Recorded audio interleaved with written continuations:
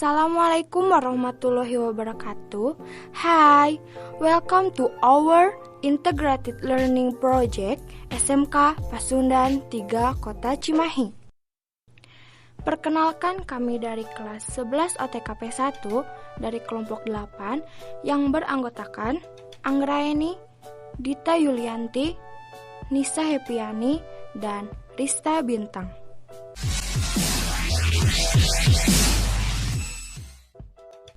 Dalam video kali ini, kami akan membahas mengenai globalisasi. Langsung aja kita mulai ke pembahasan yang pertama. Pengertian globalisasi. Apa sih globalisasi itu? Globalisasi adalah kata serapan dari globalization. Secara bahasa, global memiliki arti mendunia, sedangkan ization memiliki arti menunjuk kepada suatu proses.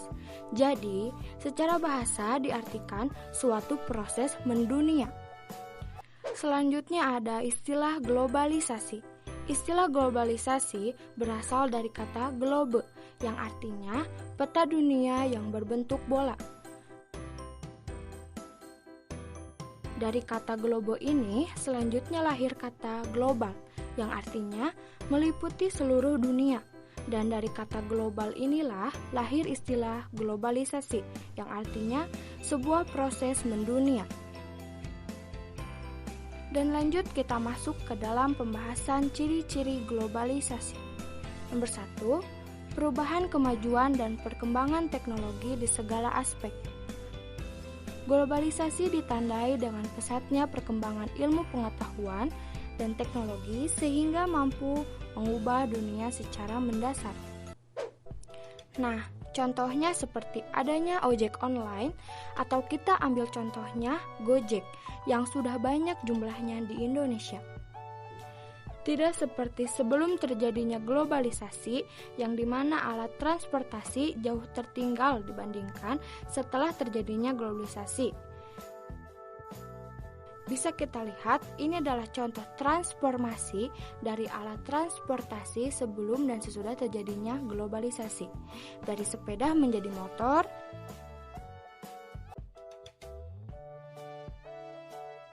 dari beca menjadi bentor atau beca motor,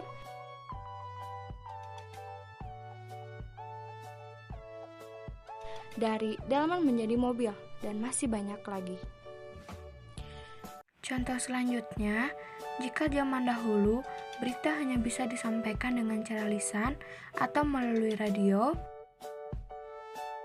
TV, maupun bertemu dengan orang yang dituju. Dan jika orang tersebut berada di luar daerah atau kota, maka hanya bisa melalui kantor pos. Sedangkan zaman sekarang, menyampaikan berita jauh lebih mudah hanya melalui internet. Berita pun akan menyebar kemana-mana. Dan contoh selanjutnya adalah promosi sebelum dan sesudah terjadinya globalisasi. Sebelum terjadinya globalisasi, bisa kita lihat dari segi gambar, warna, dan daya tariknya, sungguh sangat jauh perbedaannya dengan yang sesudah terjadi globalisasi. Karena sesudah terjadinya globalisasi, promosi atau mempromosikan sebuah iklan sudah sangatlah mudah, dan bahkan sudah banyak media untuk mempromosikannya. Adapun contoh kecil perbedaan pola hidup sehat sebelum dan sesudah terjadinya globalisasi. Zaman dulu, belum banyak penyakit karena belum banyak asap kendaraan dan masih banyak pepohonan.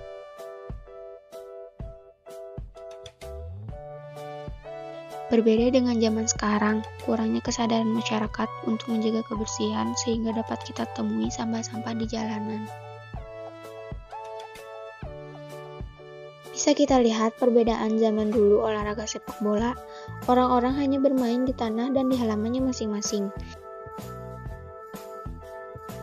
Sedangkan zaman sekarang, orang-orang bermain di lapangan yang sudah dikhususkan. Tidak hanya itu, zaman dulu sebelum adanya globalisasi, orang yang ingin menonton pertandingan sepak bola harus pergi langsung ke tempat pertandingan. Tidak seperti sekarang, di mana orang-orang bisa menonton bola kapanpun dan dimanapun. Contohnya kita bisa menonton lewat televisi ataupun handphone. Zaman sekarang bukan berarti kita tidak bisa menonton langsung ke pertandingan ya, tapi biasanya orang-orang lebih memilih yang praktis dan mudah. Dan lanjut nomor 2, pasar dan produksi ekonomi negara yang saling bergantungan. Hal ini disebabkan karena pertumbuhan perdagangan internasional, peningkatan pengaruh perusahaan multinasional, dan lain-lain. Adapun data target pembangunan tahun 2020 yang di dalamnya terdapat data kenaikan angka antara lain tingkat pengangguran naik dari 4,8% menjadi 5,0%. Tingkat kemiskinan naik dari 8,5% menjadi 9,0%.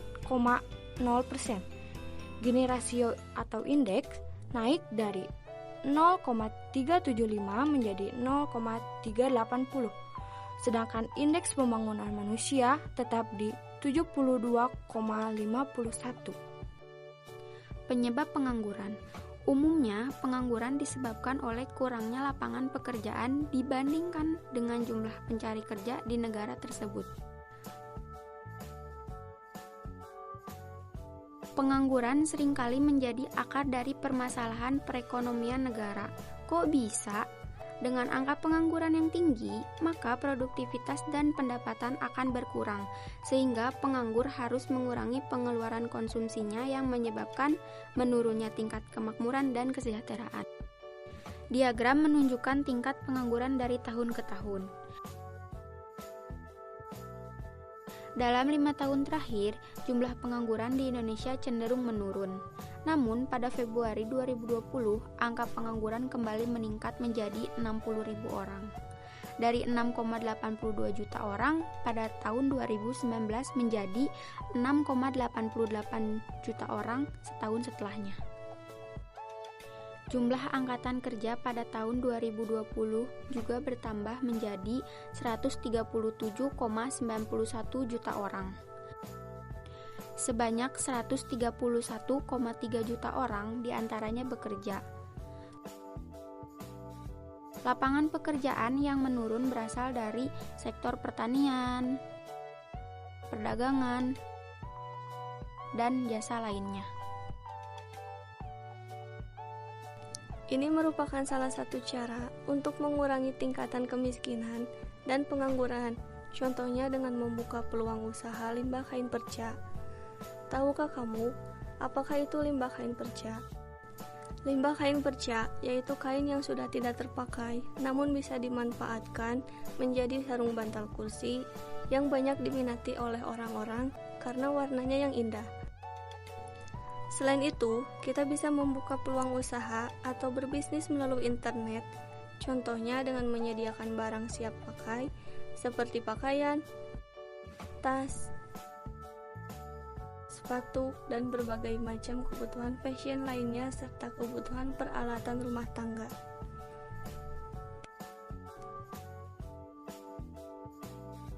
Tidak menutup kemungkinan berbagai macam kebutuhan seperti sembako, peralatan kecantikan, dan berbagai macam kebutuhan lainnya dapat kita sediakan sesuai dengan kebutuhan konsumen. Namun, bagi seorang pengusaha, tentunya harus menghitung jumlah yang dikeluarkan agar penghasilan atau target yang dicapai sesuai dengan keinginan. Kita masuk ke pembahasan yang baru. Toleransi sebagai alat pemersatu bangsa, salah satu agenda besar dalam kehidupan berbangsa dan bernegara adalah menjaga persatuan dan kesatuan negara. Toleransi sangat penting dalam kehidupan manusia, baik dalam berkata-kata maupun dalam bertingkah laku. Toleransi merupakan awal dari sikap menerima bahwa perbedaan harus dihargai dan dimengerti sebagai kekayaan. Misalnya, perbedaan ras, suku, agama, adat istiadat, cara pandang, perilaku, dan pendapat. Dengan perbedaan tersebut, diharapkan manusia dapat mempunyai sikap toleransi terhadap segala perbedaan yang ada. Nah, sekarang sudah tahu kan apa itu globalisasi dan apa yang terjadi di dalam globalisasi. Sekian video kami kali ini. Terima kasih telah menonton sampai akhir dan sampai jumpa di video kami selanjutnya. Wassalamualaikum warahmatullahi wabarakatuh. Again.